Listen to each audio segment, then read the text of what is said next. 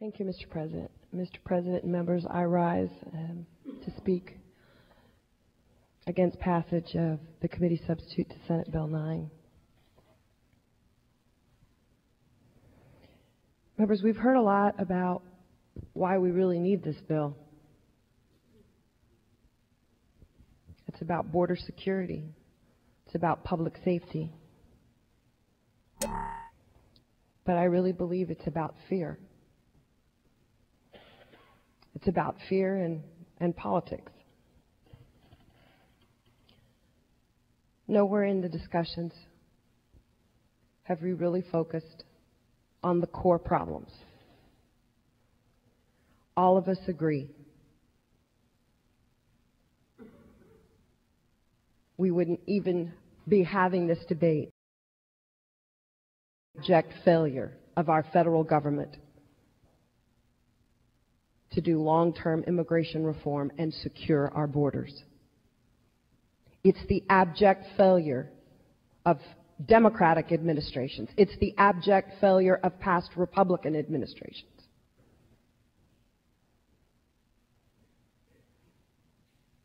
Members, we treasure that we have a free market and a free market society that makes our economy strong.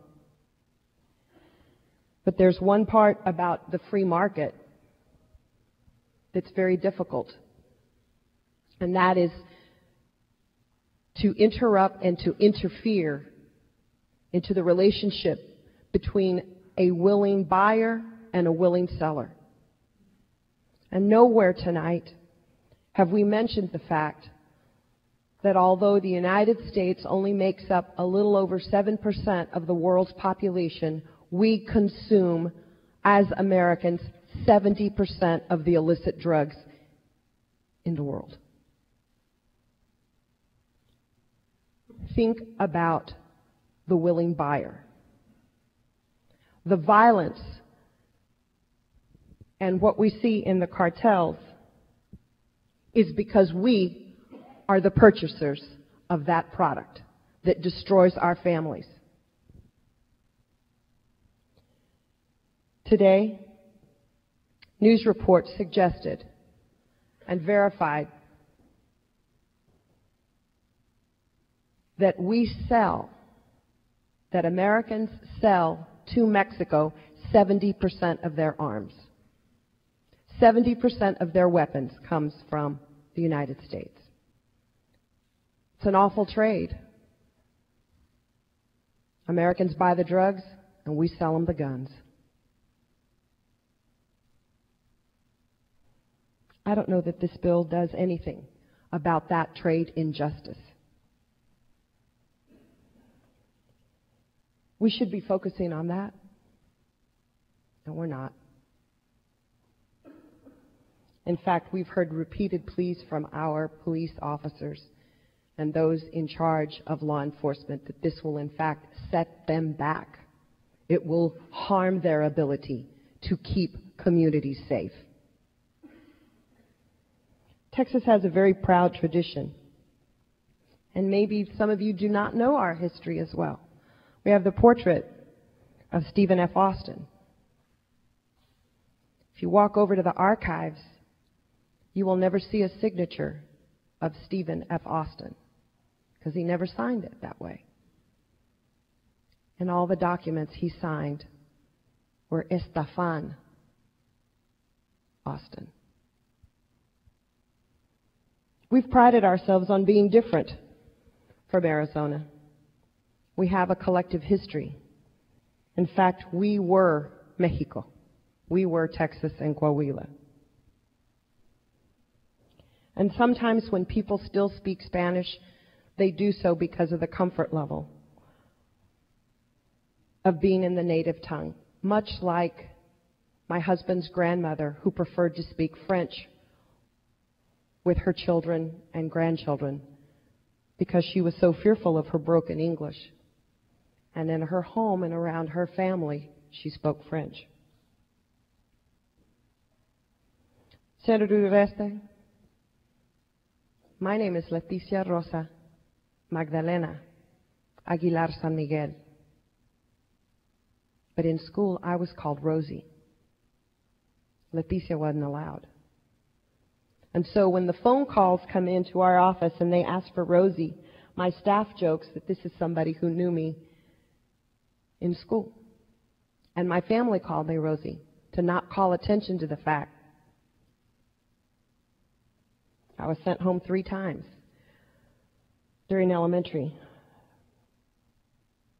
for speaking Spanish, accidentally on the playground. But if you were a boy, you got whipped. If you were a girl, you got sent home. Luckily, those days were behind us. Members, let's focus on the injustice of the economic consequences. I know that we are doing this today. It didn't happen during the regular session, and it didn't because of the willingness of this body to realize that we could do a lot better. And we supported Senator Williams' original SB 9. But times have changed. Rules have changed. So the economic side of this, and I'm not talking about the trade of guns and drugs, I'm talking about agriculture. Today in Georgia, the Commissioner of Agriculture has joined the governor and the chief of the Department of Corrections to try to sign a memorandum of understanding.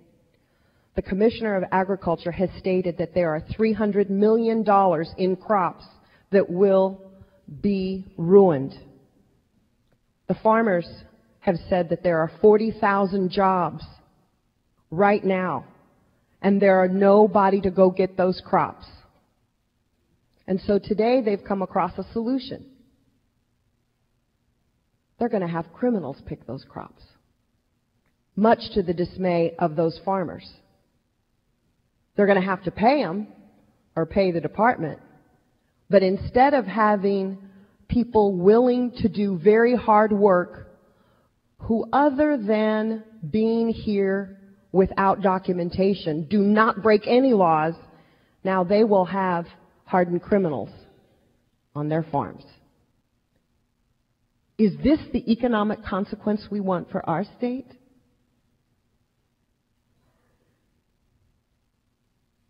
The economic injustice is one thing, and that is what one but example. When Arizona tried to get stronger this year, the business community pleaded with them not to because of the hundreds of millions of dollars already lost.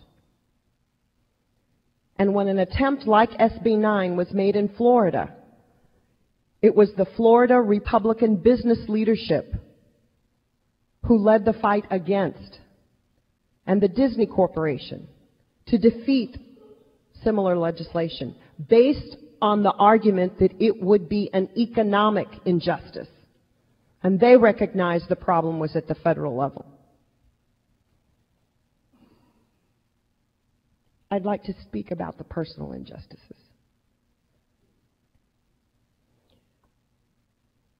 We have a friend named Rudy who lives, or at the time lived around the corner from us. And Rudy loved to do his own yard work even though he could afford someone to do it for him. One day he borrowed a piece of garden equipment from us. We didn't think anything of it.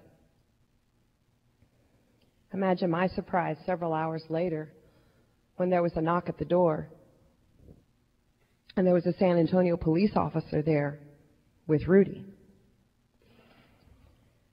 And as I opened the door, the officer said, "Ma'am, do you know this gentleman?" And I looked, and Rudy had this combination look of indignation and yet fear. You see, he was doing his yard and wasn't really dressed for anything like he would in his everyday job. And he was returning that piece of garden equipment, and since he was doing his yard, he didn't have any ID on him. And when the officer stopped him, he related the story that he was coming to return the piece of garden equipment. Rudy was a fine man, had the gorgeous dark brown skin color of Senator Rodriguez or Senator Lucio.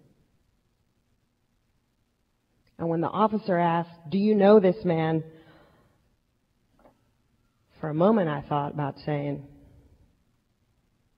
"Hell no, but that's my weed eater."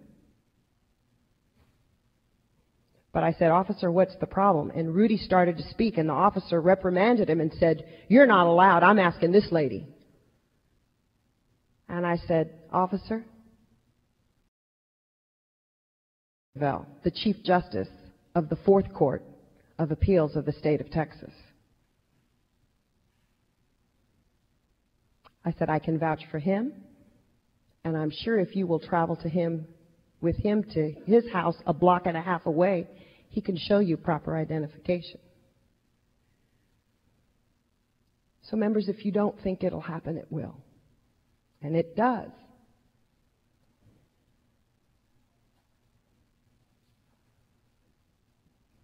Let's talk about what our faith leaders have said.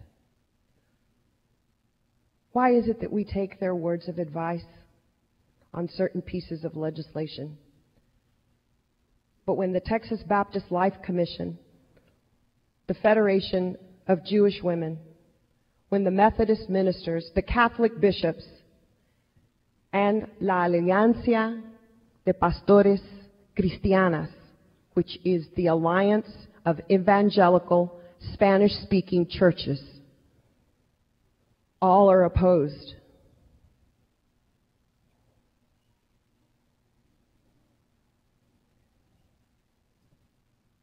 It brings great sadness. The faith injustice is when Senate bill in Arizona was about to go into effect, when 1070 was about to go into effect. The Catholic bishops told their flock, "Remove your crucifixes and your saints from your cars. Take the Virgen de Guadalupe off of your windows. Do not subject yourself." When your faith leaders tell you to remove the objects of your faith, then what type of injustice is there? When the evangelical Christian Spanish-speaking pastors said, "Remove any articles in your car," because you may have noticed, members, that sometimes Latinos put their family names on their cars.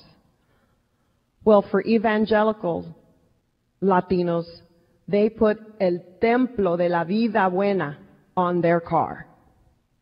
They will put the name of their evangelical church and big fishes, the Christian symbol.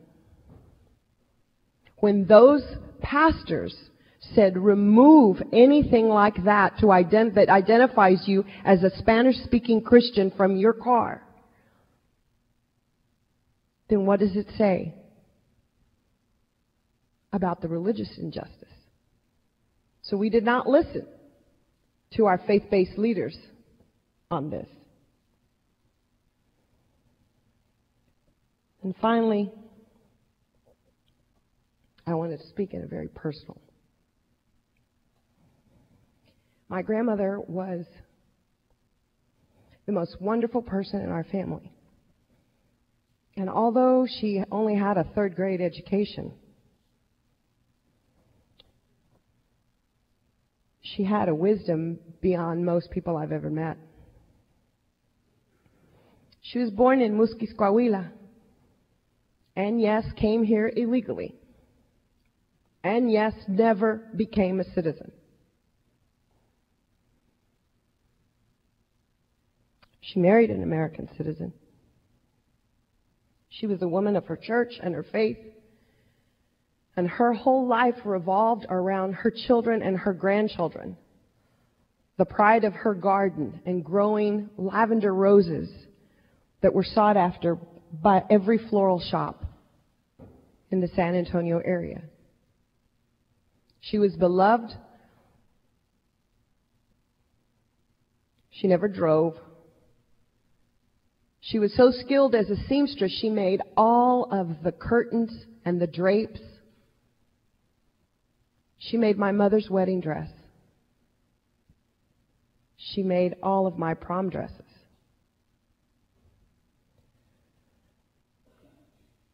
She never became a citizen. And for whatever reason, we'll never know. But when she was a little girl, she always knew that she would come back and forth at the beginning from that border. And she was so wise. She would tell us as giving us advice, and we call this in Spanish the consejos, the little bits of wisdom. When we were getting off track in our lives, she would come to us and she'd say, checkpoint. You see, because when you go through a checkpoint, they ask you 4 questions. The first question at the checkpoint that they ask you is, who are you? ¿Quién eres? That's what they ask. And for my grandmother, that meant, who are you? Who are you as a person? The second question they ask is, what do you have? The checkpoint officers, the immigration, that means what are you carrying with you? But for my grandmother, what do you have means ¿qué traes? What sort of qualities do you possess? Are you a person of character? Are you honest? Are you an asset to this family? Are you an asset to your employer? Are you an asset to this community? What you got? ¿Qué traes? The third question at the checkpoint is, where are you going? And my grandma always said, you got to know where you're going. You got to have a life plan. You got to have set your goals. Fourth question at the checkpoint is, what are you going to do when you get there? ¿Qué vas a hacer cuando llegues ahí? And what my grandmother meant was, what are you going to do with the gifts that God gave you? What are you going to do with the education that you have? What are you going to do with the love and support of this family? What are you going to do at the end of your life? What are you going to be proud of? Where are you going, and what are you going to do when you get there? When you get all the skill sets of everything that this beautiful country has to offer you, what are you going to do? What are you going to do when you get there? Members, if the state of Texas right now was going through the checkpoint, what would we say on this particular piece of legislation? Texas, who are you? We're a state rich in history and legacy and a proud people who have overcome obstacles, who are blessed by our Creator with the best natural resources, and we've exploited them all to get a great economy. Who are we? We're Texans and we're proud of it. Second question at the checkpoint, what do you have?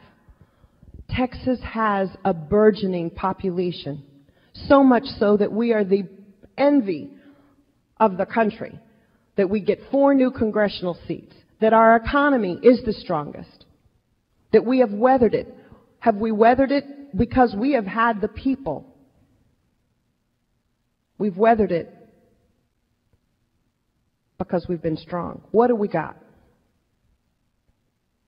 The third question is where we're going. You see, my fears are overcome by the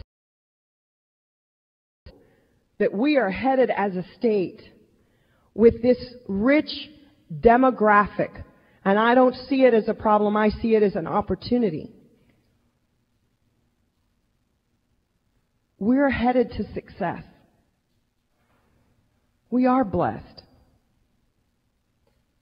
with a vibrancy of people and family of faith and people who love their communities, and they love this state. But with this bill, we go backwards. we don't move forward, members. And the fourth question for our state, what are you going to do when you get there? If public policy like this is passed, where the future majority of the citizens of this state are treated differently because of their skin color, because of their language accent, then we will have economic failure. We won't have the promise of Texas. How can we treat her upcoming majority in such a different fashion? Members, I want you to look around this room. It's not just about the senators who stood up when Dean Whitmire called us out. I want you to look at your staffs around this room. And I want you to think about what their families and who will be questioned, who will be suspect. I want you to look at our Senate staff right here and our Sergeant at Arms. Who is going to be stopped here? I want you to look at this media table. Who do you think is going to be stopped? Who do you think will be treated differently? Is this the checkpoint that we want for our state? Is this the type of injustice?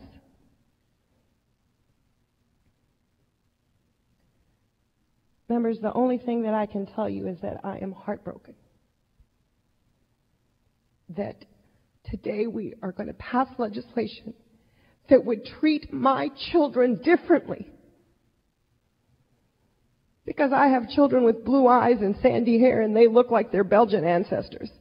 And I have sons with the proud brown skin and eyes and hair, and they look Mexican. They look Mexican American. And if we're passing legislation that treats brothers so very differently, how can that be right?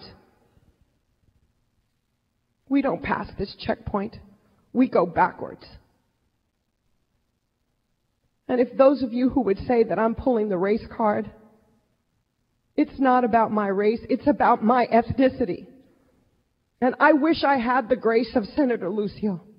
I wish I could be as forgiving. And insult me all you can. Tear and jab at me.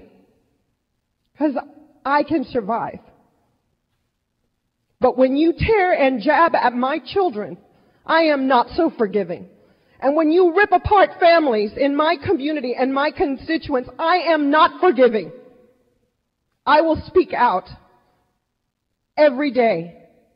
And if you think that the members on this Senate floor will be quiet so that we don't make you feel bad about what you think you have to do, then think again. I haven't yet been blessed with the grace of forgiveness of Senator Lucio. I'm just a very mad abuelita. I will vote no on this bill.